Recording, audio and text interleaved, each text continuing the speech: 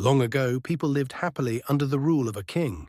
The people of the kingdom were very happy as they led a prosperous life with an abundance of wealth and no misfortunes. Once, the king decided to visit places of historical importance and pilgrim centers at distant places.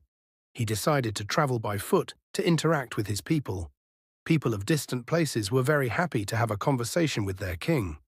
They were proud that their king had a kind heart. After several weeks of travel, the king returned to the palace. He was quite happy that he had visited many pilgrim centers and witnessed his people leading a prosperous life. However, he had one regret. He had intolerable pain in his feet, as it was his first trip by foot, covering a long distance.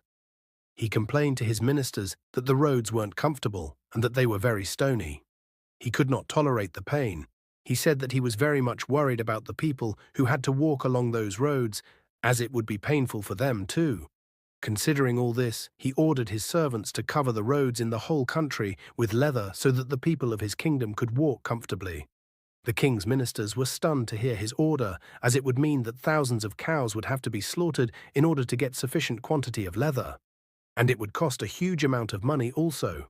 Finally, a wise man from the ministry came to the king and said that he had another idea. The king asked what the alternative was.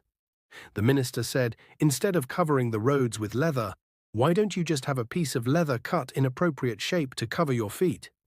The king was very much surprised by his suggestion and applauded the wisdom of the minister. He ordered a pair of leather shoes for himself and requested all his countrymen also to wear shoes. Moral: instead of trying to change the world, we should try to change ourselves.